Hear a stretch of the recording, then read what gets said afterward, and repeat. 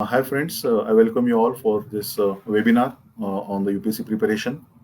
Uh, the people who are listening to me right now must be preparing for next attempt, that is 2021 attempt or 2022 attempt. Uh, this is particularly targeting them.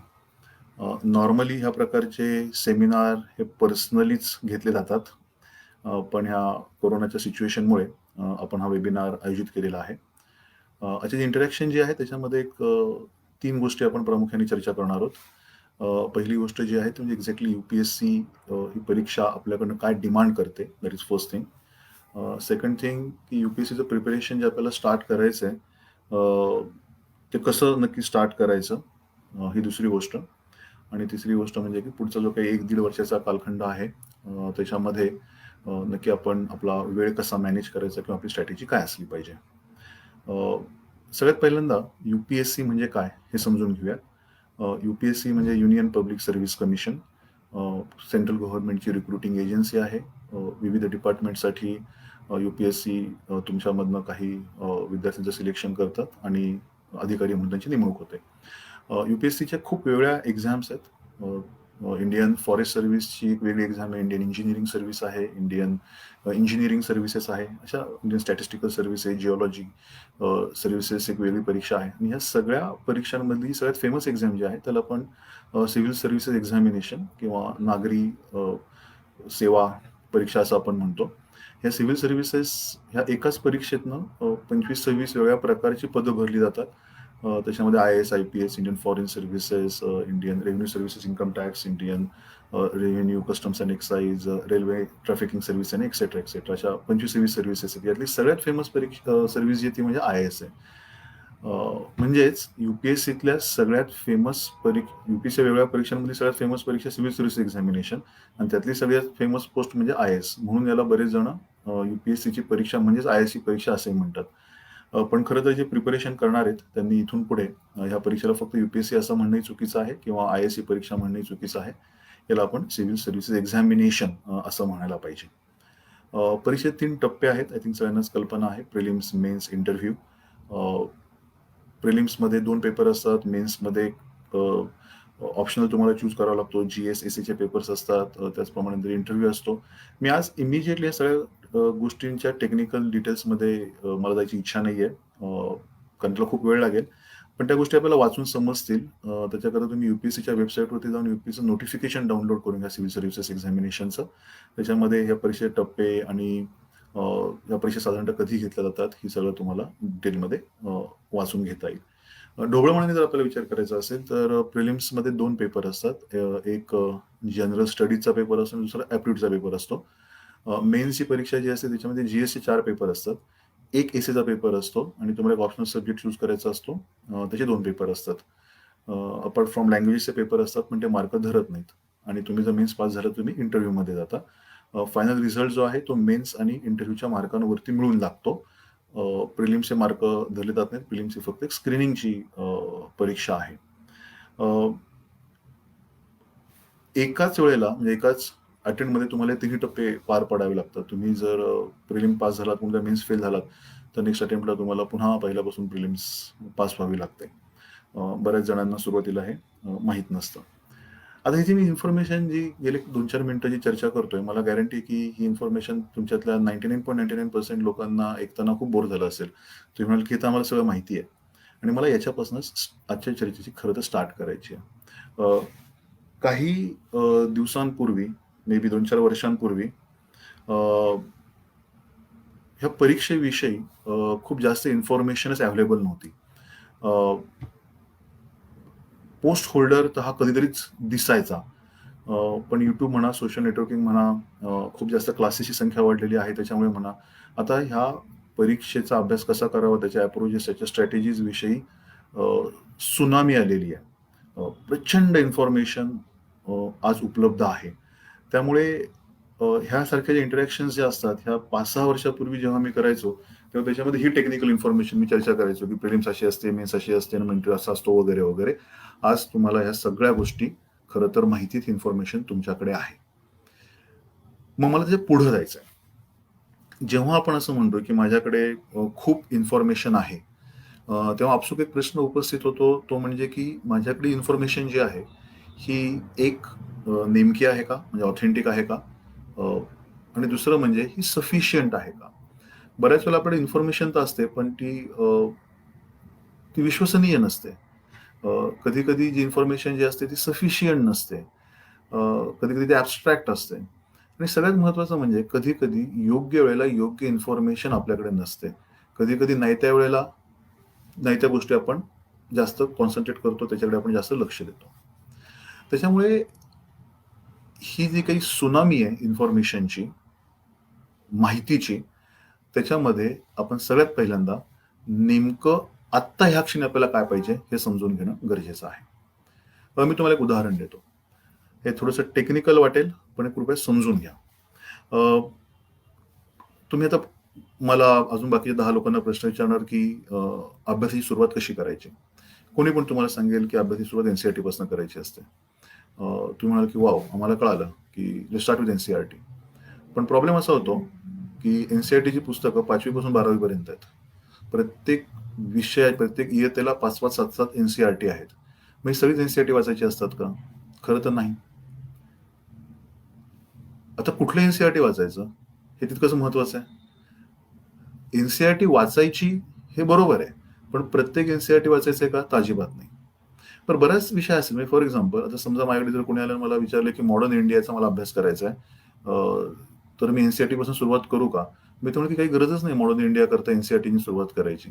Modern इंडियाकरता तुम्ही खरं तर स्पेक्ट्रमपासून start करू शकता किंवा बिपिन चंद्रचं पुस्तक वाचू शकता. सुरुवातीलाच जरी ते रेफरन्स म्हणून असलं तरी, कारण ते सोप्या भाषेत आहे. स्पेक्ट्रमचं बुक कंपाइल्ड एका ठिकाणी सगळं इन्फॉर्मेशन आहे. आणि एन-सी-ई-आर-टीचं मॉडर्न इंडियाचं पुस्तक अतिशय ऑब्जेक्टिव्ह आणि अतिशय फॅक्च्युअल आहे. त्याच्यामध्ये विश्लेषणाचा किंवा अनालिसिसचा अतिशय अभाव आहे. त्याच्यामुळे सुरुवातीला जर तुम्ही त्याच्यापासून अभ्यास करायला सुरुवात केला, तर तो खूप फॅक्च्युअल अभ्यास होतो. तो फक्त प्रिलिम्स करता उपयोगाचा ठरतो. आणि नेहमीच अभ्यासाची सुरुवात करताना थोडंसं एक ब्रॉडर पर्व्ह्यू त्या विषयाचा तयार होण्याची गरज आहे. म्हणजे मॉडर्न इंडियाचं एन-सी-ई-आर-टी वाचायचंय का? नक्कीच वाचायचंय. पण खरं तर ते नंतर वाचायचंय, मे बी प्रिलिम्सच्या आधी. ही एक बारीक इन्फॉर्मेशन आपल्याला वाटू शकते, पण ती किती महत्वाचा रोल आपल्या सक्सेसमध्ये प्ले करणार आहे, याचा नीट त्याची इनॉर्मिटी, त्याचं महत्त्व समजून घ्या. समजा माझी एखादी सख्खी, माझी एखादी बहीण समजा अभ्यास करते, तर तिला मी हे अतिशय बारकाईने सांगणार आहे, की "तू एन-सी-ई-आर-टीची सुरुवात कर, पण पॉलिटीला एन-सी-ई-आर-टीने सुरुवात कर." पण मग पॉलिटीची सुद्धा एन-सी-ई-आर-टी 5-7 आहेत. मग त्यातलं सुरुवातीला कुठलं घेऊ? हे पण तितकंच महत्वाचं आहे. त्याच्यामुळे नुसतीच इन्फॉर्मेशन असणं हे महत्वाचं नाहीये. तर तुमच्याकडे नेमक्या वेळेला नेमकी इन्फॉर्मेशन असणं गरजेचं आहे. आणि याच्याकरता तुम्हाला भांडणं स्वतःशी अ, फार गरजेचं आहे. भांडणं म्हणजे काय? तर भांडणं म्हणजे स्वतःला प्रश्न विचारा, की मला जे वाटतंय, माझ्याकडे जे आहे, हे खरंच सफिशियंट आहे का? तुमची तुलना ही तुम्ही फक्त मी काल कसा होतो आणि आज कसा आहे, माझ्याकडे काल काय होतं आणि आज काय आहे, ह्याच्याशी अजिबात करायची नाहीये. ही स्पर्धा परीक्षा आहे, हे स्पर्धेचं युग आहे. त्याच्यामुळे माझ्याकडे जे आहे, त्याचप्रमाणे दुसऱ्याकडे काय आहे, हे मे बी जास्त महत्वाचं असू शकतं. बऱ्याच वेळेला मी खूप अभ्यास करेल, मी खूप कॉन्सन्ट्रेशनने अभ्यास करेल, मला घरच्यांचाही चांगला सपोर्ट असेल, मी बी हुशारही असेल, पण मग खरं तर मी असा एकटाच आहे का जगात? अजिबात नाही ना. भारतामध्ये असे कमीत कमी 10-15,000 मुलं-मुली तर डेफिनेटली असतील, की जे हुशार आहेत, जे खूप अभ्यास करणार आहेत, ज्यांना घरच्यांचा सपोर्ट पण आहे. मग याच्यातलं पास होणार कोण आणि नापास कोण होणार? जर कोणी म्हणत असेल, की माझ्यामध्ये खूप इच्छाशक्ती आहे म्हणून मी पास होईल, सगळ्यांकडेच इच्छाशक्ती असणार आहे. कोणी जर म्हटलं, की माझ्या आई-वडिलांची पुण्य आहे म्हणून मी पास होणार आहे, कुणाच्या आई-वडिलांची पुण्यही नसणार आहे. त्याच्यामुळे ह्या गोष्टी ज्या आहेत ना, ह्या गोष्टींना माझ्यापेक्षा काही अर्थ नाहीये.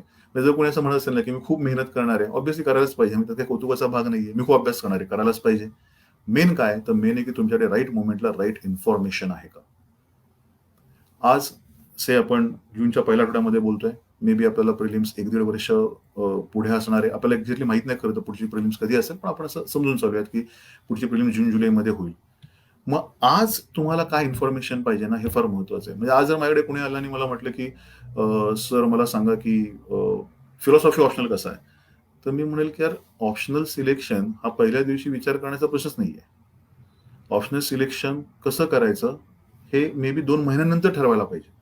किंवा जर आज मला कोणी विचारलं की सर एसीचा पेपर फार महत्वाचा असं ऐकलंय आणि एसी मुळेच लोक आय एस होतात किंवा आय एस होत नाहीत, तर तुम्ही मला सांगा की एसीचं प्रिपरेशन कसं करू. मी सांगेल की एसीचं प्रिपरेशन हा तुमच्या अभ्यासाचा एक क्लायमॅक्स आहे. खास एसीच्या प्रिपरेशनची सुरुवात करायची गरज नाहीये. तुम्ही आधी 4 जीएसच्या पेपरांचा अभ्यास चालू करा. एक बेसिक जीएसचा आवाका येऊ द्यात. रायटिंग प्रॅक्टिस करा भरपूर. एक 4-5 महिन्यांचा हा पिरियड जेव्हा जाईल, तेव्हा ऑटोमॅटिक तुम्ही एसेचं प्रिपरेशन ऑटोमॅटिक करत असणार आहात. त्याच्याकरता तुम्हाला वेगळं काही खास करायची गरज आहे का? नाहीये. त्यामुळे पहिल्या दिवशी एसेचा अभ्यास कसा करू किंवा एसे कसा लिहू हे विचारणं किती चुकीचं आहे बघा.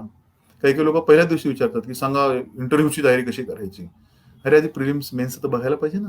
मग त्याच्यानंतरच इंटरव्ह्यूचं प्रिपरेशन बघायला कसं करायचं ते ठरवायला पाहिजे.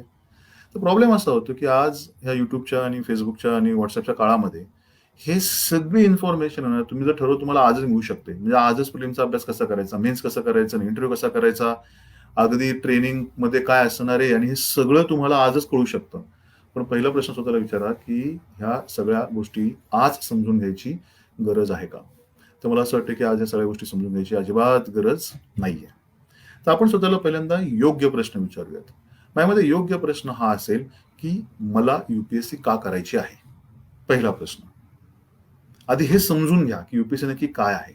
जर हे हे हे करियर आपल्याला योग्य आहे का? जर आपल्याला असं वाटलं, की हे करियर माझ्याकरिता योग्य आहे, तर मग पुढचा प्रश्न येतो, की ह्या परीक्षेच्या अभ्यासाची सुरुवात मी कशी करू? अभ्यासाची सुरुवात करण्यासाठी म्हणून तुम्हाला जे आज पाहिजे, सुरुवात हा शब्द फार महत्वाचा आहे. अभ्यासाची सुरुवात करण्यासाठी जी तुम्हाला इन्फॉर्मेशन पाहिजे, तेवढीच इन्फॉर्मेशन तुम्ही आज मिळवणं गरजेचं आहे. उगाच खूप जास्त इन्फॉर्मेशनच्या मागे लागू नका. चला मग पहिल्या प्रश्नाची आपण चर्चा करूयात, की यूपीएससी करायचं का नाही करायचं हा डिसिजन कसा घ्यायचा? मला असं वाटतं, की यूपीएससी मधनं आपण पास झाल्यानंतर जी वेगवेगळी पदं जी आहेत, आय-एस असेल, आय-पी-एस असेल, इंडियन रेव्हेन्यू सर्व्हिसेस असतील, ऑडिट अकाउंट्स असेल, 25-26 वेगळ्या प्रकारच्या सर्व्हिसेस आहेत. या सगळ्या सर्व्हिसेस विषयी आपल्याला थोडी-थोडी माहिती असणं अतिशय गरजेचं आहे. तुम्ही सिनर्जी स्टडी पॉइंटच्या YouTubeच्या चॅनलवर जा. त्या चॅनलवरती गेल्या 2-3 वर्षांमध्ये विविध सर्व्हिसेसमधले अतिशय सीनियर पोस्ट होल्डर्स आपल्या इन्स्टिट्यूटमध्ये आलेले आहेत. त्यांनी त्या सर्व्हिसेस विषयी त्यांनी चर्चा केलेली आहे. म्हणजे for example Indian defence estate service नावाची एक सर्व्हिस आहे. अमोल जगताप सर काही दिवसांपूर्वी आले होते. त्यांनी डिफेन्स इस्टेट सर्व्हिस नक्की काय असते, त्याच्यामध्ये चॅलेंजेस काय आहेत, हे आपल्याला सांगितलेलं आहे. तर ह्या प्रकारचे विविध सर्व्हिसेसवरचे पहिल्यांदा व्हिडिओ बघा. ढोबळमानाने आय-एस असं करतो आणि आय-पी-एस तसं करतो, हे सफिशियंट नाहीये. आपल्याला आपलं करियर चूज करायचं जर असेल, तर we should be having in depth information about that profile of that job. मग आपण विचार करू शकतो, की whether I am suitable for that job, whether I will able to give justice to that job, whether I am having the personality traits to be successful in that career. लक्षात घ्या, परीक्षा pass होणं हे sufficient नाहीये. पुढची 30 वर्ष जी service मला करायची आहे, ती सर्व्हिस करण्यासाठी मी पात्र आहे का? हे फार महत्वाचं आहे लक्षात घेणं. खरं तर काही-काही लोकं असे म्हणतात, की त्या परीक्षेमध्ये त्या सर्व्हिसला तुम्ही पात्र असाल तरच ह्या परीक्षेमध्ये तुम्ही पास होता. तर हे अतिशय मोठं मिथ आहे, हे अतिशय मिसनोमर आहे. ही अतिशय चुकीची संकल्पना आपण आपल्यामध्ये हे घेतलं म्हणजे बाळगतो. आपल्याला असं वाटतं, की मी परीक्षा पास झाली म्हणजे मी आयडियल ॲडमिनिस्ट्रेटर होणार आहे, असं अजिबात काही नाहीये. असे खूप लोकं आहेत, की या परीक्षा पास झालेले आहेत आणि प्रशासक म्हणून ते पूर्णपणे अयशस्वी ठरलेले आहेत. म्हणजे याचा अर्थ आपल्याला पहिल्यांदा समजून घेतलं पाहिजे, की चांगला अधिकारी होण्यासाठी जे गुण असतात, हे गुण तुमच्यामध्ये असतील, तर ही परीक्षा पास होणं नक्कीच सोपं आहे. सोपं म्हणण्यापेक्षा हे नक्कीच म्हणजे तुम्हाला ते फेव्हरेबल ठरू शकतं. पण यूपीएससी सिव्हिल सर्व्हिसेस ही एक परीक्षा आहे आणि तुम्ही त्या परीक्षेकडे फक्त परीक्षा म्हणूनच बघितणं अतिशय गरजेचं आहे. म्हणजे आता हे 2 पॉइंट मी आता पूर्ण वेगळे करतोय. एक, की एक चांगला अधिकारी म्हणून बनायचंय किंवा मी काय करू वगैरे ह्या सगळ्या गोष्टी नंतरच्या आहेत. महत्वाची गोष्ट काय? महत्वाची गोष्ट की मला ह्या करिअरमध्ये जायचंय का? मी त्या कामाला न्याय देऊ शकतो का? याच्याकरता त्या करिअरविषयी आपल्याला डिटेलमध्ये माहीत असणं गरजेचं आहे. So please try to understand that. मी तुम्हाला सांगितलं, की तुम्ही सिनर्जीच्या चॅनलवरती जाऊन बघू शकता किंवा अजूनही बरेच प्लॅटफॉर्म्स आहेत, तिथे तुम्हाला फक्त सर्व्हिसेसच्या प्रोफाईलविषयी तुम्हाला ते माहिती कळू शकते. होतं काय, की ह्या परीक्षेचा पिरियड आहे ना, हा खूप लांब आहे. म्हणजे 1.5-2 वर्ष अभ्यास करावा लागतो. मॅक्सिमम लोकं सेकंड, थर्ड अटेम्प्टला पास होतात. हे 2-3 वर्ष जर इथे टिकून राहायचं असेल ना, तर एक एक स्टीली रिझॉल्व्ह लागतं, एक डिटर्मिनेशन लागतं. एक आणि त्याच्याकरता इन्स्पिरेशन्स लागतात आणि बरेच लोकं इन्स्पिरेशन्स बाहेर शोधायचा प्रयत्न करतात. इन्स्पिरेशन ही कायम आत शोधली पाहिजे, की मला ही परीक्षा का द्यायची आहे? आणि त्याचं कारण जर तुम्हाला आज नीट माहिती असेल ना, तर बिलीव्ह मी पुढचे 2 वर्ष तुम्ही खूप चांगला अभ्यास करू शकता. म्हणजे कितीही टेन्शन्स आली, काही अपयश जरी आली, तरी तुम्ही ते पचवू शकता. का? कारण तुम्हाला माहिती आहे, की मला हे का करायचंय. So I think that's the first thing. दुसरी गोष्ट, की जेव्हा अ, तुम्ही हा डिसिजन जर घेतला उद्या, की ठीक आहे मला ह्या परीक्षेचा अभ्यास करायचा आहे, तर अभ्यासाची सुरुवात कशी करायची? अ, अभ्यासाची सुरुवात करण्यासाठी मला असं वाटतं, की अतिशय तांत्रिकपणे मला हा मुद्दा सांगायची इच्छा आहे. यू-पी-एस-सीशी आपल्याला इंटरॅक्शन केली पाहिजे. पण आपण त्याला यू-पी-एस-सी चेअरमनशी जाऊन बोलू शकत नाही किंवा त्याला विचारू शकत नाही, की सांगा तुम्ही आमच्यात काय बघणार आहात? अ, मग आपल्याला हे शोधायला पाहिजे, की how UPSC communicates with us. I think UPSC communicates with अस त्यांचा सिलेबस आहे. अ, दुसरी गोष्ट त्या सिलेबसवरती आधारित दरवर्षी ते प्रिलिम्स, मेन्स इंटरव्ह्यू घेतात आणि तिसरी गोष्ट ते रिझल्ट लावतात. म्हणजे U P S C communicates with us in 3 ways. Syllabus, previous years question papers and result. याचा आपल्याला सुरुवातीपासून नीट अर्थ लावण्याची गरज आहे. आज जर तुम्ही मला विचारलत, की अतुल सांग, की हा परीक्षेचा सिलेबस काय-काय आहे डिटेलमध्ये, तर मला असं वाटतं, की इट इज नॉट पॉसिबल. शक्य नाहीये ते आणि त्याची गरज पण नाहीये. किंवा तुम्ही जर मला विचारलत, की हे प्रिलिम्स, मेन्स इंटरव्ह्यूचे जे प्रिव्हियस इयर्स क्वेश्चन पेपर जे आहेत, त्याचं नक्की कसं एनालिसिस करायचं किंवा त्याचे मी नक्की आज कसे अर्थ लावू? तर बिलीव्ह मी, आता मी इतके वर्ष ह्या परीक्षेशी संबंधित आहे. अ, शिकवतोय किंवा त्याच्या आधी मी स्वतः परीक्षा दिलेल्या आहेत. अजून सुद्धा मला 10-10 वर्षापूर्वीच्या प्रश्नांचे कधी-कधी नवीन-नवीन अर्थ लागतात किंवा मला आज वाटतं, की अरे तो प्रश्न मला आज नक्की कळलाय. त्याच्यामुळे ही सुद्धा एक प्रोसेस आहे. त्याच्यामुळे पुन्हा लक्षात घ्या, की आज आपल्याला सगळा सिलेबस समजून घ्यायचा आहे किंवा सगळं परीक्षेचं स्वरूप समजून घ्यायचं आहे, असं करायचं नाहीये. फक्त आपल्याला सिलेबसचं एनालिसिस कसं करायचं, सिलेबस हा किती महत्त्वाचा आहे, हे कळलं पाहिजे आणि प्रिव्हियस इयर्स क्वेश्चन पेपर्स आपण वाचायला सुरुवात केली पाहिजे. सिनर्जी स्टडी पॉइंटच्या YouTube चॅनलवरती माझाच एक व्हिडिओ आहे, की पूर्वीच्या प्रश्नपत्रिकांचं किंवा प्रिव्हियस इयर्स क्वेश्चन पेपरचं एनालिसिस कसं करावं. तर मी तुम्हाला सजेस्ट करेल, की तो व्हिडिओ एक 10-15 मिनिटांचा तो व्हिडिओ आहे. तो शांतपणे बघा, 2दा-3दा बघा आणि त्या प्रकारे तिथं मी जसं सजेस्ट केलेलं आहे, त्या प्रकारे तुम्ही मागच्या एक 10 वर्षातल्या प्रिलिम्स आणि मेन्सच्या क्वेश्चन पेपरचं एनालिसिस करायला सुरुवात करा. तुम्ही जेव्हा ते एनालिसिस कराल, तेव्हा तुम्ही कंटिन्युअसली त्या एनालिसिसचा एक भाग म्हणून तुम्ही सिलेबस वाचत राहाल आणि मग तुम्हाला हळूहळू सिलेबसचा खरा अर्थ इव्हॉल्व्ह व्हायला सुरुवात होईल. नुसतंच सिलेबस वाचला तर त्यात काही कळत नाही. म्हणजे काय काय समजा इतिहास दिलेला आहे, काय प्राचीन भारत आहे, मध्ययुगीन भारत आहे, काहीतरी एन्व्हायरमेंट आहे, सायन्स आहे, काही इकॉनॉमी आहे, पॉलिटी आहे. 4 पेपराचे 1760 त्याच्यामध्ये बारीक-बारीक विषय आहेत. पण तुम्ही ते प्रश्न वाचत जर तुम्ही तो सिलेबस पुन्हा-पुन्हा वाचत राहिला, तर तुम्हाला त्याचा अर्थ हळू इव्हॉल्व्ह व्हायला सुरुवात होईल. तिसरी गोष्ट आपल्याला काय करायची आहे, म्हणजे सगळ्यात पहिल्यांदा सिलेबस आणि प्रिव्हियस इयर्स क्वेश्चन पेपर्स हे वाचायला सुरुवात करायची. त्याच्याबरोबर तिसरी गोष्ट म्हणजे आपल्याला बेसिक पुस्तकं वाचायला सुरुवात केला पाहिजे. बेसिक पुस्तकं कुठली? हा एक फार मिलियन डॉलर क्वेश्चन आहे. आणि याचं उत्तर खरं तर थोडंसं जनरलाइज्ड उत्तर असू शकतं, की सगळ्यांनीच काही पुस्तकं सुरुवातीपासून वाचायला काही हरकत नाही. पण काही-काही प्रत्येकाची बॅकग्राऊंड वेगळी असते, प्रत्येकाचं लाइकिंग वेगळं असतं, प्रत्येकाचे इंटरेस्ट वेगळे असतात. तर त्याच्यामुळे याचं उत्तर कधी-कधी अतिशय व्यक्तिसापेक्षही होऊ शकतं. म्हणजे बऱ्याच वेळेला काय होतं, की पीपल विल टेल यू, की स्टार्ट रीडिंग से हिस्ट्री आणि मॉडर्न इंडिया स्टार्ट करा. पण मॉडर्न इंडिया जर मी एन-सी-आर-टी वाचायला सुरुवात केली, तर 2-3 दिवसानंतर मला असं वाटेल, की यू-पी-एस-सीच करायला नको. किंवा काही-काही लोकं असं म्हणतील, की जा इकॉनॉमीनी स्टार्ट कर. तर ते इकॉनॉमी तितकं कधी-कधी कॉम्प्लिकेटेड आहे, की असं वाटतं, की काय आहे म्हणजे याचा काय उपयोग होणार आहे नंतर किंवा ते इकॉनॉमीचं एन-सी-आर-टीचं पहिलं पुस्तक स्टॅटिस्टिक्सचं पुस्तक, इंट्रोडक्शन टू स्टॅटिस्टिक्स. मग आपल्याला हेच कळत नाही. मग काही-काही लोकांनी सांगितलं असतं, की एन-सी-आर-टी वाचायचं आहे आणि मग इकॉनॉमी तर फार महत्वाचं आहे. मग आपण ते काही कळत नसताना, ते स्टॅटिस्टिक्सचा यू काही संबंध नसताना सुद्धा ते पुस्तक शांतपणे वाचत बसतो. तर असाही गोंधळ होऊ शकतो. तर त्याच्यामुळे आज अ, असं ओपन प्लॅटफॉर्मवरती हे सजेस्ट करणं मला कधीच योग्य वाटत नाही. पण तरी पण मी एक 2-3 पुस्तकं सजेस्ट करू इच्छितो. मॉडर्न इंडिया स्पेक्ट्रमचं एक पुस्तक आहे. तुम्ही त्यांनी मॉडर्न इंडिया वाचायला सुरुवात करू शकता. इंडियन कॉन्स्टिट्यूशन वरती 2-3 एनसीईआरटी आहेत. कॉन्स्टिट्यूशन ॲट वर्क नावाचं एनसीईआरटी आहे. ती 2 तुम्ही हे घ्या, एनसीईआरटी पुस्तकं घ्या. इकॉनॉमिक डेव्हलपमेंट इन इंडिया नावाचं एनसीईआरटीचं एक पुस्तक आहे. त्या पुस्तकाने पण तुम्ही इकॉनॉमी पण वाचायला सुरुवात करू शकता. फिजिकल जॉग्राफीचं पुस्तक आहे. फिजिकल जॉग्राफीने तुम्ही जॉग्राफी वाचायला सुरुवात करू शकता. तर मला असं वाटतं की सुरुवातीच्या काळामध्ये थोडंसं मॉडर्न इंडिया, थोडंसं इकॉनॉमी, थोडंसं पॉलिटी, थोडंसं जॉग्राफी एवढंच वाचावं. हे सोडून बाकीचं काही वाचू नये. नोट्स वगैरेच्या फंदात अजिबात पडू नका. कारण नोट्स ही फार वेळ घेणारी गोष्ट आहे.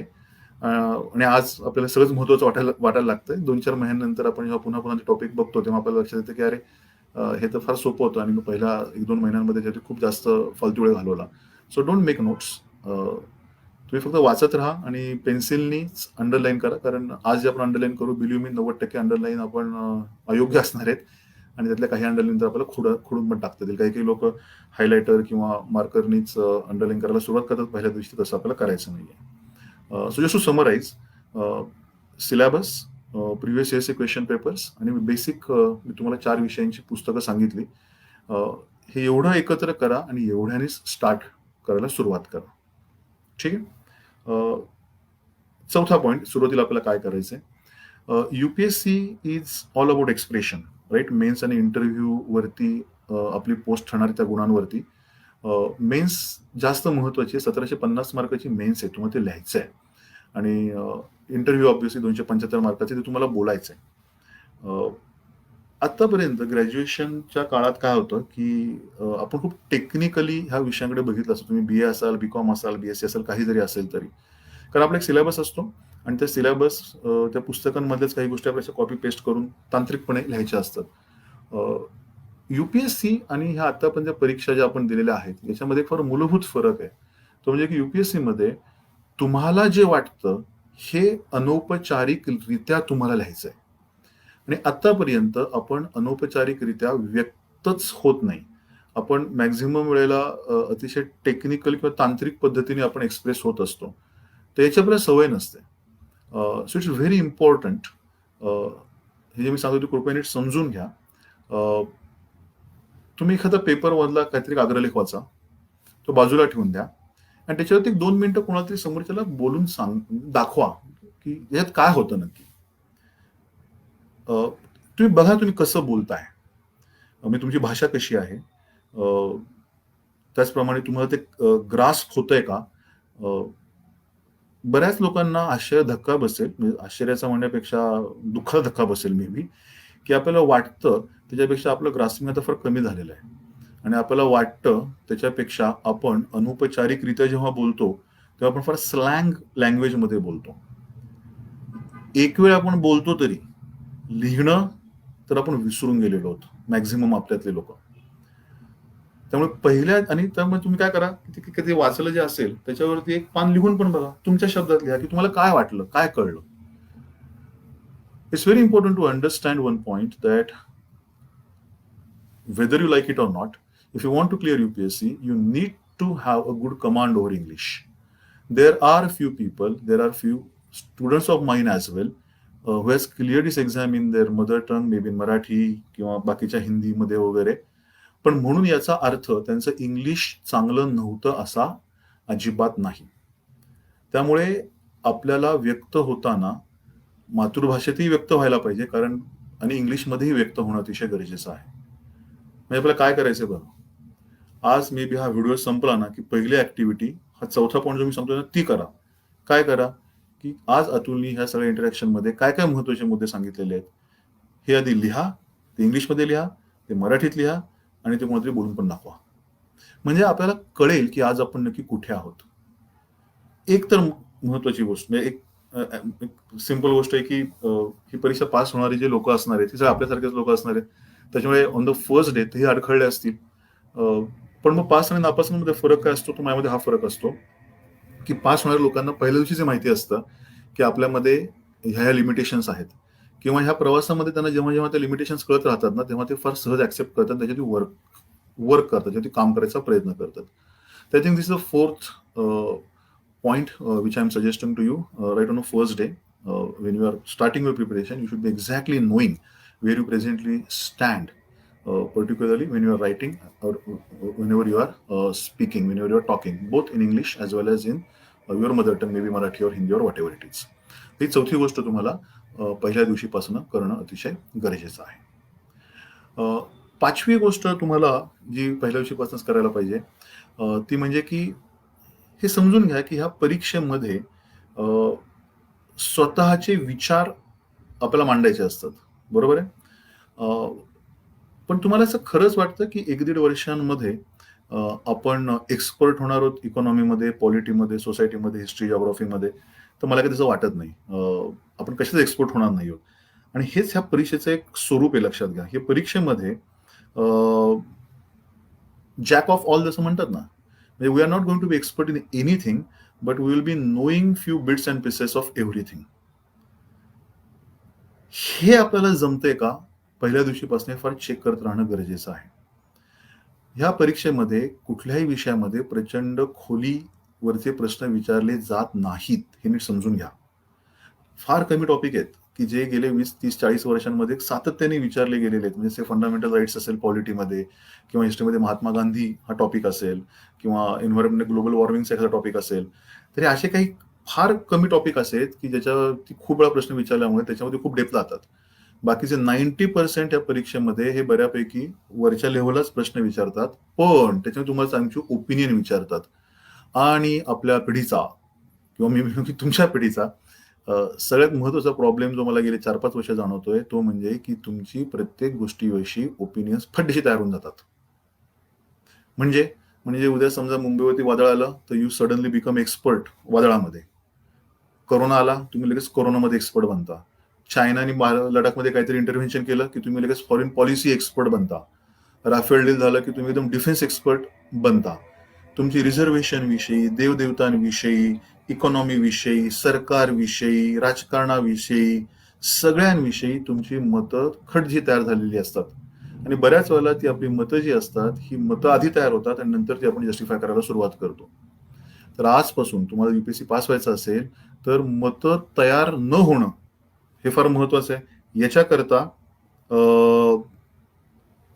याच्याकरता प्रयत्न केले पाहिजेत. आता मतं तयार न होणं म्हणजे काय, किंवा मतं तयार न करणं म्हणजे काय? तर सध्याच्या काळामध्ये म्हणजे पुढचे 5, 6, 7 महिने तरी मी तुम्हाला असं सांगेन की फक्त इन्फॉर्मेशन गॅदर करायला सुरुवात करा. फक्त वाचत राहा, फक्त ऐकत राहा. राईट. तुम्ही विश्लेषणही वाचा, विश्लेषणही ऐका, मत तयार करू नका. एक याची प्रॅक्टिस होणं फार गरजेचं आजपासून. कारण तुम्ही जर 4 महिन्यांनंतर समजा क्लासेस बिसेस जेव्हा चालू होतील तेव्हा जर तुम्ही गोष्ट करायला लागलात ना तर पुढचे 4 महिने तुमचे परत त्याच्यात जातील, मतं तयार न करण्यात. तर सिंपल गोष्ट आहे. मी जर तुम्हाला असं उद्या विचारलं की सांगा बरं की रिझर्वेशन पाहिजे का? तुमची जात, तुमचा धर्म, तुमचा प्रदेश, तुमचं लिंग, तुमचे आर्थिक स्तर ह्या सगळ्याचा विचार केल्यानंतर किंवा ह्या सगळ्यांमुळे तुमचं या रिझर्वेशनवरती एक मत तयार झालं असतं, बरोबर आहे. खरं तर रिझर्वेशन पाहिजे का नाही पाहिजे ह्या प्रश्नाचं तुम्हाला उत्तर द्यायचं असेल किंवा मत द्यायचं असेल ना तर तुम्हाला सगळ्यात पहिल्यांदा ऑब्जेक्टिव्हली बघा की तुम्हाला रिझर्वेशन म्हणजे काय ते माहित पाहिजे, त्याची गरज काय आहे तुम्हाला माहित पाहिजे. तिसरी गोष्ट की त्याची आपण अंमलबजावणी कशी केलेली ते आपल्याला माहित पाहिजे. अंमलबजावणीचे फायदे काय झाले, तोटे काय झाले ते आपल्याला माहित पाहिजे. ह्याविषयी ऑलरेडी काही कमिट्या आपण केल्या असतील, त्या कमिट्यांचे वेगळे रिपोर्ट्स आले असतील, त्या रिपोर्ट्सनी नक्की काय सजेशन्स दिले ते आपल्याला माहित असलं पाहिजे. जगामध्ये इतर ठिकाणी की जिथे अशा प्रकारचे वर्ग असतात की जिथे आपण ज्यांना रिझर्वेशन देतो, जगामध्ये काय सिस्टीम आहे ते आपल्याला माहित असलं पाहिजे. हे सगळं तुमच्याकडे जर असेल तर तुम्ही एलिजिबल आहात ह्या प्रश्नाचं उत्तर देण्यासाठी की रिझर्वेशन पाहिजे का नाही पाहिजे. सो इट्स व्हेरी इम्पॉर्टंट की सुरुवातीच्या काळामध्ये आता तुम्ही फक्त इन्फॉर्मेशन गॅदर करत राहा आणि कारण नसताना तुमची मतं तयार करू नका. म्हणजे त्याचा अर्थ काय, तर म्हणजे त्याचा अर्थ एक जनरलिस्ट व्ह्यू पॉईंट जो आहे, म्हणजे तुम्ही हळूहळू तुमची जात, तुमचा धर्म, तुमचा प्रदेश, तुमचा आर्थिक स्तर, तुमचं लिंग, तुमची एज्युकेशनल बॅकग्राऊंड, ही सगळी जी काय आता आयडेंटिटी जी तुमची आहे, ही आयडेंटिटी तुम्हाला हळूहळू हळूहळू हळूहळू डायल्यूट करायला पाहिजे. आणि एक अधिकारी सारखा विचार किंवा एक परीक्षार्थी सारखा विचार करणं अतिशय गरजेचं आहे. यू शुड स्टार्ट डुईंग दिस. याच्याकरता खूप कॉन्शियस एफर्ट लागणार आहे पुढच्या वर्ष, दीड वर्षाच्या काळामध्ये. आणि युपीएससी परीक्षेमध्ये चेक होणार आहे की तुमची मतं जी आहेत ना, ही खरंच चांगली इव्हॉल्व्ह झालेली आहेत का तुम्ही ऑलरेडीच तुमच्या बॅकग्राऊंड प्रमाणे तुमची मतं तुम्ही तयार करून अर्धवट मतं डिफेंड करताय. So I think you need to start working on this as well. हा 5वा पॉईंट झाला. 6वा पॉईंट जो सुरुवातीलाच पहिल्याच दिवशी मी तुम्हाला सांगणार आहे, तो अतिशय महत्वाचा आहे. तो म्हणजे की कृपया कृपया कृपया करंट इव्हेंटच्या नादाला लागू नका. ही परीक्षा जी आहे याच्यामध्ये 3 टप्पे असतात आणि त्या प्रत्येक टप्प्याच्या आधी साधारणतः 7-8 महिने, एखादा वर्षभराचे करंट इव्हेंट्स महत्वाचे असतात. हे खरं तर आज जगात जे काही चाललेलं आहे त्याचा आणि 2021च्या अटेम्प्टचा काहीही संबंध नाही. आज जे चाललेलं आहे ना, ते ह्या वर्षीच्या प्रिलिम्ससाठी किंवा मेन्ससाठी जास्त महत्वाचं असेल. समजा त्यांनी उद्या 100 मार्काचे प्रश्न करंट इव्हेंट्सवरती विचारले, तर त्यातले हार्डली 5-10 मार्क हे 1-1.5 वर्षापूर्वीच्या इव्हेंट्सवरती असतात. बाकीचे 90 मार्क जे असतात ना, ते त्या परीक्षेच्या आधीच्या 7-8 महिन्यांवरती असतात. दुसरी गोष्ट की जोपर्यंत आपला ट्रॅडिशनल बेस तयार नाहीये विषयाचा, जोपर्यंत आपल्याला परीक्षेचं स्वरूपच माहित नाहीये, जोपर्यंत आपल्याला ह्या करंट इव्हेंट्सवरती प्रश्न कशा प्रकारचे विचारणार आहेत हेच आपल्याला माहित नसेल प्रिलिम्स, मेन्स, इंटरव्ह्यूमध्ये, तर आपण नुसतंच ते करंट इव्हेंट्स वाचण्यात काय पॉईंट आहे? म्हणजे जशी चाय पे चर्चा करतात उगाच, तर तशाच प्रकारचं ते होणार ना. म्हणजे उगाच आपलं चहा पिता पिता चर्चा करायची, आज असं आलं तसं झालं. So don't go for the current affairs. Concentrate on traditional aspects of the syllabus. हे history, geography, economy, polity, environment, science, ह्या सगळ्या गोष्टींवरती तुम्ही त्याच्यावरती काम करा. इमिजिएटली तुम्ही करंट इव्हेंटचा अजिबात विचार करायची गरज नाहीये. आजच्या चर्चेमध्ये मला बेसिकली 5-6 पॉईंट्स मला सजेस्ट करायचे होते. अजून एक पॉईंट आहे की क्लासेस विषयी, की क्लासेसची आपल्याला गरज आहे किंवा नाहीये. आता आपण फेसबुक लाईव्ह वरतीच आहोत. मी तुम्हाला सजेस्ट करेल की तुम्ही माझा एक पोस्ट आहे मागच्या वर्षी, मी ती रिपोस्ट करेन. माझ्या वैयक्तिक अकाउंटवरती जाऊन ते एक पोस्ट बघा की क्लासेसची गरज आहे का. क्लासेसची गरज असते पण नसते पण. आपल्याला एक्झॅक्टली माहित पाहिजे की क्लास कशा करता लावायचा आहे. तर ह्या प्रकारची इन्फॉर्मेशन आहे ती तुम्ही सध्या गॅदर करायचा प्रयत्न करा. नॉर्मली क्लासेस जे असतात हे दरवर्षी ह्या मे, जूनमध्ये चालू होतात, पण ह्या वर्षी कोरोनाच्या सिच्युएशनमुळे आपण हे पोस्टपोन केलेले आहेत क्लासेस. आपली पहिली बॅच जी ती 3 ऑगस्टला चालू करणार होतो आपण. आणि सुरुवातीच्या काळामध्ये मला असं वाटत नाही की ऑगस्टपर्यंत हे सेफ आहे क्लासरूम टीचिंग घेणं. 2 क्रायटेरिया आहेत. एक म्हणजे सरकारने परवानगी दिली पाहिजे आणि दुसरी गोष्ट म्हणजे की आम्हाला पण असं वाटलं पाहिजे की त्या क्लासरूममध्ये एक सगळ्यांकरता एक सेफ वातावरण असेल. तर मला असं वाटतं की त्याला जरा वेळ द्यावा लागेल आपल्याला. त्यामुळे सुरुवातीच्या काळामध्ये म्हणजे ऑगस्ट, सप्टेंबर, ऑक्टोबर, सुरुवातीच्या 3 महिन्यामध्ये तरी आपले ऑनलाईन क्लासेस असतील. दररोज 1-1 तासाची 2 लेक्चर्स असतील. आणि 3 महिने झाले की मग त्याच्यानंतर जर सगळं सेफ असेल तर मग आपण ऍक्च्युअल क्लास चालू करणार आहोत. एक वर्ष, दीड वर्षाची फक्त ऑनलाईन बॅच आपण लॉन्च करत नाही आहोत. आपण सुरुवातीला ऑनलाईन आणि मग नंतर ऑफलाईन किंवा नॉर्मल ट्रॅडिशनल क्लासरूम टीचिंगची बॅच अजून असं कॉम्बिनेशन आपण लॉन्च करतोय. त्याचे डिटेल्स, त्याची फी स्ट्रक्चर किंवा बाकीचे डिटेल्स जे असतील तुम्ही अमित सरांशी बोलू शकता. सिनर्जीचा जो ऑफिशियल नंबर आहे त्याच्यावरती ते तुम्हाला डिटेल्स कळवतील. वेबसाईटवरती पण तुम्हाला त्या बॅचचे डिटेल्स सापडतील. जर समराईज करायचं असेल आपल्याला हे डिस्कशन पुन्हा एकदा, तर टेकअवे पॉईंट्स काय असतील, तर पहिली गोष्ट म्हणजे की हे करिअर खरंच आपल्याकरता योग्य आहे का याचा पुढच्या 2-4 महिन्यांमध्ये नीट विचार करा. That is first thing. दुसरी गोष्ट म्हणजे की डोंट रश. चांगली योग्य इन्फॉर्मेशन आपल्याला मिळणं अतिशय गरजेचं. योग्यला योग्य इन्फॉर्मेशन ज्याच्याकडे असते तोच माणूस ही परीक्षा जिंकू शकतो, स्पर्धेत पुढे जाऊ शकतो. सुरुवातीला आपल्याला सिलेबसचा अंदाज घेतला पाहिजे प्रिव्हियस इयर्स क्वेश्चन पेपरचं अनालिसिस करता. त्याचबरोबर आपल्याला जे बेसिक सोर्सेस जे आहेत 4 विषयांचे, हिस्ट्री, जिओग्राफी, पॉलिटी, इकॉनॉमी, ते बेसिक सोर्सेस आपण वाचायला सुरुवात केली पाहिजे. आपण लिहायला सुरुवात केली पाहिजे. जे काही दररोज जे घडते त्याच्यावरती लिहायला काही हरकत नाहीये, जे काही वाचतो त्याची लिहायला काही हरकत नाही, सोप्या प्रश्नांची उत्तर लिहायला काही हरकत नाही, पण लिहायला सुरुवात केली पाहिजे, बोलायला सुरुवात केली पाहिजे आणि फक्त इन्फॉर्मेशन गॅदर करत राहायला पाहिजे. त्याच्यावरती कुठल्याही प्रकारचं ओपिनियन आज आपल्याला तयार करायचं नाहीये. मी तुम्हाला सजेस्ट करेल की सिनेजी स्टडी पॉईंटचा जो युट्यूब चॅनल आहे त्याच्यावरती ह्या प्रकारचे अजून बरेच स्ट्रॅटेजी व्हिडिओज त्याच्यावरती आहेत, म्हणजे प्रिव्हियस इयर्स क्वेश्चन पेपरचं अनालिसिस कसं करावं, किंवा लिहावं कसं, किंवा एसीचं प्रिपरेशन कसं करावं वगैरे वगैरे, असे काही तुम्हाला जे आता असे वाटतात की महत्त्वाचे, किंवा ऑप्शन सिलेक्शन कसं करावं, तर तुम्ही तेही व्हिडिओ जरूर बघा. होप हे जे गेल्या अर्धा पाऊण तासाचं जे आपण डिस्कशन जे केलेलं आहे, हे तुम्हाला सध्याच्या काळामध्ये सफिशियंट असेल तुमचा अभ्यास चालू करण्यासाठी. आपला हेतू हाच होता, अभ्यासाला सुरुवात करणं.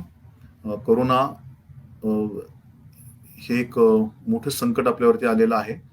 तुम्ही सगळे काळजी घेत असालच, पण आपल्या घरामध्ये जे वयाने मोठी लोक आहेत त्यांच्याकरता, आणि जी लहान मुलं मुली आहेत त्यांच्याकरता आपण स्वतःही काळजी घेणं अतिशय गरजेचं आहे. आणि फक्त लॉकडाऊन चालू आहे तोपर्यंत मध्ये काळजी घ्यायची नाहीये, तर पुढचे जवळ 7, 8, 9 महिने, वर्षभर आपल्याला ही कंटिन्युअस काळजी घ्यायचीच आहे. So stay safe and best of luck. भेटूयात आपण लवकरच. धन्यवाद.